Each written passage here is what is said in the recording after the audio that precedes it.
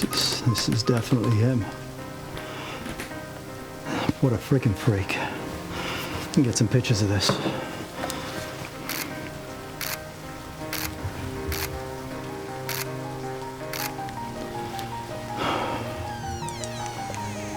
Who's there? It's you. What are you doing here?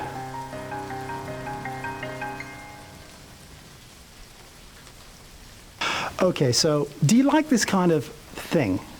Does it feel cinematic to you? Does it feel like what you'd like to be making? Well, let me tell you that it's not all the camera that does this. As a matter of fact, the camera is probably the smallest component. I would wager I could have probably shot this entire thing on this and gotten something that looked pretty compelling. The point is that in order to get a scene that looks like this, that has all of these subtle kind of vibes to them, you have to actually paint with light. And by that I simply mean this. So over here, just out of frame, there is a huge modifier, and there's a light plugged into it via the Bowens mount, and this huge modifier is just creating the shadow. So this entire studio is dark, and all the light that comes into it I'm controlling. So this is just giving me the right amount of shadow that I want in this scene, and I'm also matching the temperature to match the surrounding scene. Just out of frame, and I mean literally like this far out of frame, is a huge light, a huge modifier and a light behind it, and it is projecting this subtle kind of warm tone. And I have to make sure that the ratio of the coldness, the cold shadow to the warm tone is right. So when I get into post, I can balance this out and get a grade that's pleasing. Because the last thing you want to do is start changing and playing with the tint in post, because you're going to tint everything, not just your subject. So, and that is unless you're very, very sophisticated in how you're doing your grading, it will be hard. It's better just to paint with light initially. And the reason I bring this up is because there's a component to all of this, which is the camera, of course, and I want to point out that some of this stuff, like you're seeing, when you see me doing this is actual mist in the room, there's haze in the room, that I'm able to create this effect with. It's not just a black pro mist on the lens, although I do generally, especially when I want to cut down a modern lens and make it a little less detailed, I'll get to that later, I will often throw on some kind of filter. So to get back to my point, resolution is something that a lot of people are bantering on about now. 8K, everything's got to be 8K. The new Sony's at 8K, the Nikon, it's a god, it's 8K.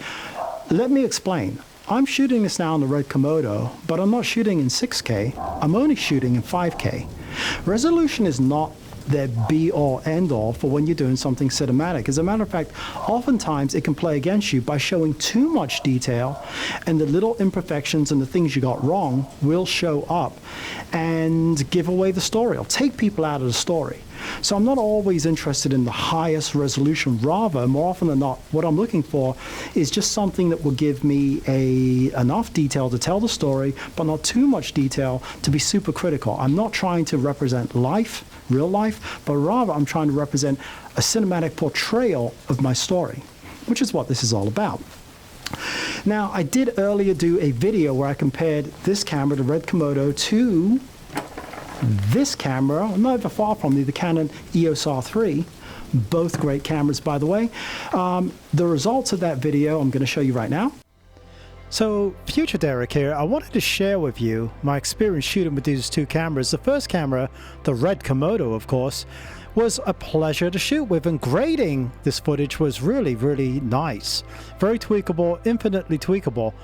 Not to really necessarily be outdone, the Canon EOS R3 was equally a pleasure to work with and had many, many options for tweaking the image. Really, it's a flip of the coin as to which is better. But if you really want that bona fide Hollywood look, then I think that the Red Komodo is a safe bet. But if you need a hybrid, the Canon is your ticket.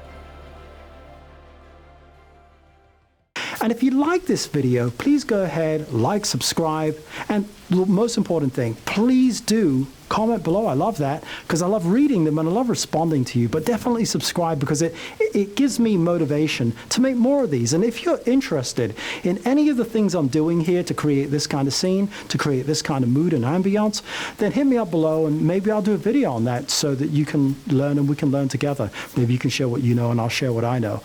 But I can tell you this, most of the Hollywood magic that you see has little to do with the camera and far more to do with the production. So all of it, including the little TV back there that's flickering away, is actually being lit from elsewhere to create this flicker in the room. So all of it comes together, all of these components, to sell the illusion so that you can tell a story without people being, sucked out of the story. So anyway, if you like the stuff, let me know below. I'll be looking for your comments and I'll catch you next time.